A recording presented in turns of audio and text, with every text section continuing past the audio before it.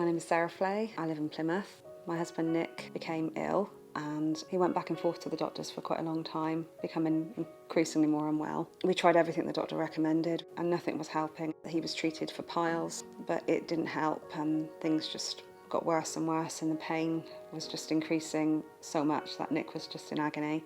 He didn't really want to complain, but we went back and forth to the doctor another 5 or 6 times.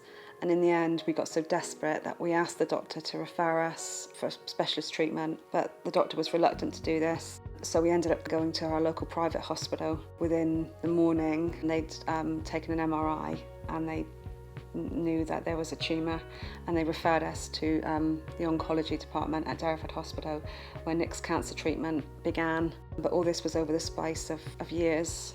It changed our lives completely. He went from being a man with a lot to live for, a career he was progressing in and loved, a young family. That all changed. Right to the end he was positive, but he was in so much pain that he just withdrew from the family quite a lot. The delay in diagnosis took the opportunity to put that right away from us. And I think when Nick started cancer treatment, he became quite angry and wanted to understand why no one had helped him sooner. And that's when I think he started to look around at somebody that could help him. But you were able to get that validation that I know Nick was desperately seeking. And I know that that letter that we got from the NHS saying if we'd done more, your husband would still be alive today, would have meant the absolute world to him. He wanted somebody to turn around and say, I'm sorry, we were wrong. My son Sam has found it the hardest to cope with. Sam has autism. Sometimes I don't have the emotional strength to really help him as well as I know that Nick would have. He was very patient, very kind, and was able to communicate with Sam. Alyssa's able to verbalise how she's feeling. She was very little when Nick first got sick. She's got memories of Daddy well, but most of her memories are of Daddy poorly. Whereas Sam remembers how Nick was before.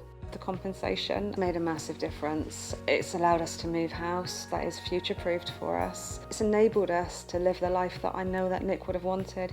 I found working with you really easy and pleasant, having you to call and say, I don't really understand, could you explain this to me, was just brilliant. It's been very, very difficult, but knowing that we're dealing with people that really understand the emotions behind the numbers has been amazing.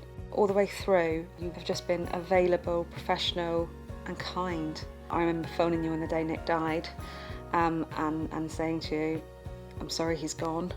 And just the response was amazing. You immediately came back and said, we can help you. Well, Nick was pretty irreplaceable, so no amount of money will ever replace the plans and the dreams that we had. But it's given me security and it's given me peace of mind for the children. I think when you lose somebody, you're always conscious that something might happen to you, and then you are the last stand for the children in a way. But now I know that if anything did happen to me, the children would be okay. They would have the resources and they'd always have a home.